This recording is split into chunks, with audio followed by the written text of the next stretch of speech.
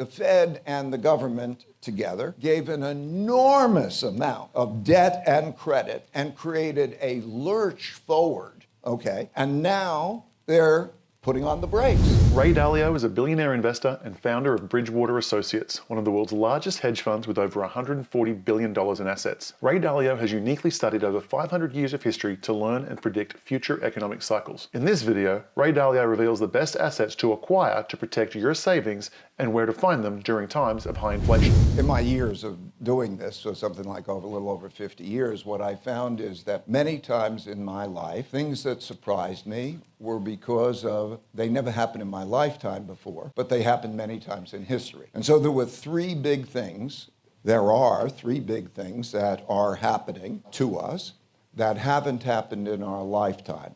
And those three big things are, first, the amount of debt and money creation, how much debt we have, the rate at which we are creating it, and then where we're getting that money from, the Federal Reserve and other central banks printing it. So that has never happened to this degree except for the 1930 to 45 period, which I studied before. The second of those two things is the amount of internal conflict, populism of the left and the right, irreconcilable differences, with the largest wealth gaps that have existed. And the third was international conflict. So in my whole lifetime, the United States was clearly a dominant power, and we were in the American world order. Those are the three big things. I also saw in history that there were two other things that were very important. One was acts of nature actually toppled more civilizations, killed more people than the others that I just mentioned. There are 18 measures of health, and they're measures of things like what is your percentage of world GDP, what is your percentage of exports, how your reserve currency, but also what is your education level of education, what is your competitiveness, 18 measures of that. We are in decline. We're declining on a relative basis, but even also some measures in an absolute basis. And so if you use measures of comparability in military, technology, share of world GDP, all of that, you see that. That is the only real power. There are military powers, but history has shown if you're a military power and you're not an economic power, while you may be a threat, you're not going to win the war. It's all a matter of basics. Do you earn more than you spend? Okay, do you have a good income statement? And do you have a good balance sheet? Do you have one or two parents who care for you and give you the guidance and the values? Can I go to a good public school and have food and health care and come out with an environment of equal opportunity? That's all you need. That's all you need. Because if you do those things, you will have a civil population that will be productive and that you will be financially capable, strong. So you're going to do things better and better and you'll be strong. The way the system works is if you give a lot of money and credit and you make it cheap enough, they will spend it. Okay, but when you create debt, it's stimulative over the short run and depressing over the long run. So what do you do with that debt? Okay, if you make it tough to pay it back, then what happens is you have an economic downturn. If you make it easy, you print the money.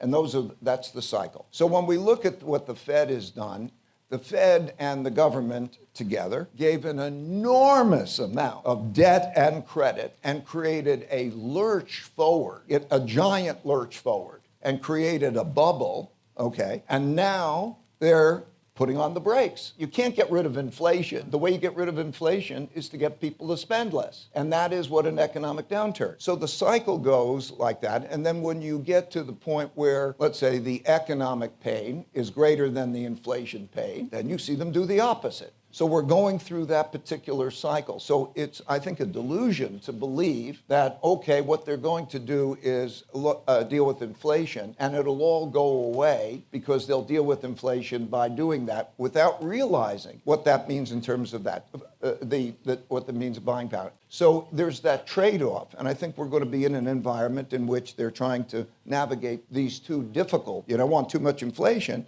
and you don't want too weak an economy. And that's all happening in the context of the political conflict, which is very important, right, and the international conflict, because the international conflict has bearing on things like inflation, supply lines, and all of that. The key, of course, is to try to get the balance as best as we can. I call it a beautiful deleveraging. You need a beautiful deleveraging.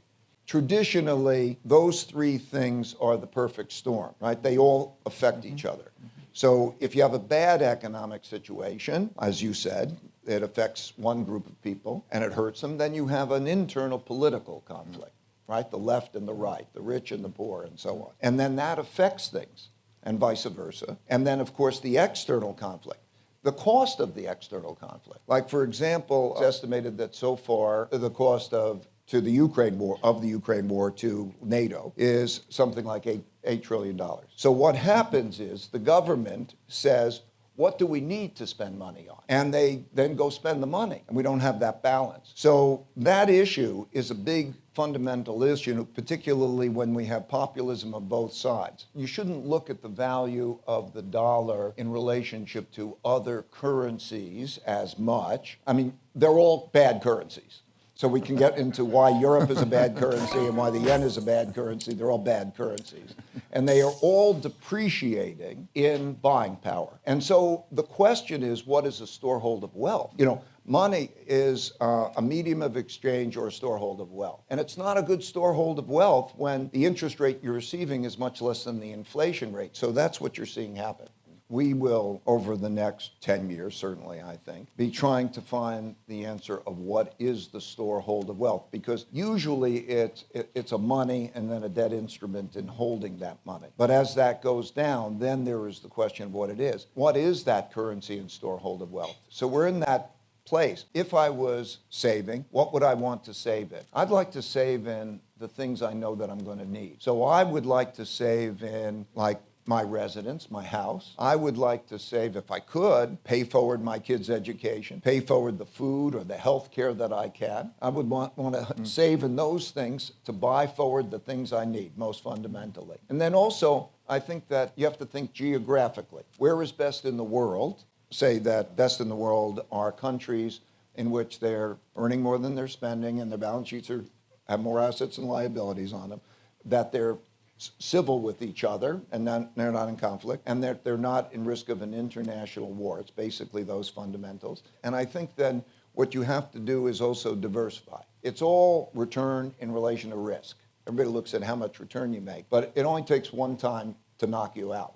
You know, Bridgewater's been doing this 47 years, and we survived. You have to survive first. It only takes one time to knock you out of the game. And so you should never lose more than X amount of money that you can't recover, because you lose 50%, it takes 100% to get back. Diversification, knowing how to do that well, allows you to reduce your risk by up to 80% without reducing your return. I want to be clear that from my getting to know the leaders, and I don't know Xi, but I know those around them, that they are reasonable people. And you're going to, in my opinion, you're going to bring reasonable people into that. There's a culture, there's that, but there's a lot of uncertainty and a lot of problems. The first is they have a debt crisis. In my opinion, they've allowed to go too far into the bones of the economy.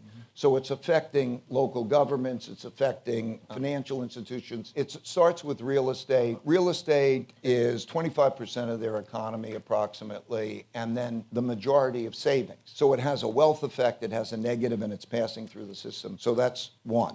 Second is that there's this question of, are they still in favor of free enterprise and the market system, and what does common prosperity mean, and so on? Quite a lot of confusion regarding that. From my operating there, they don't want to mess with that system very much. She doesn't. Number three, COVID. Okay. Number four is demographics. Okay. Demographics is particularly important in China because of the culture in China as well as the one-child policy. The family takes care of the family.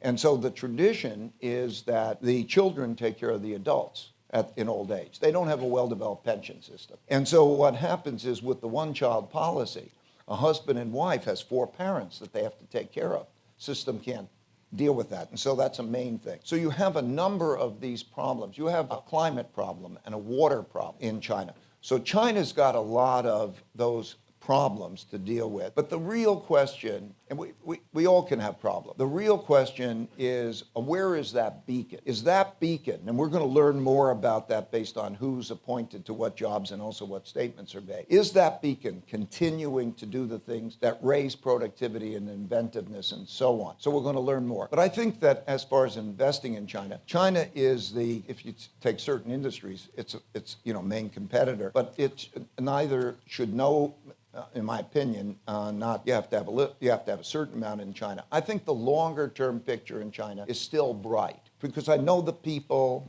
and I know the culture and I think it's good, but they have major issues now.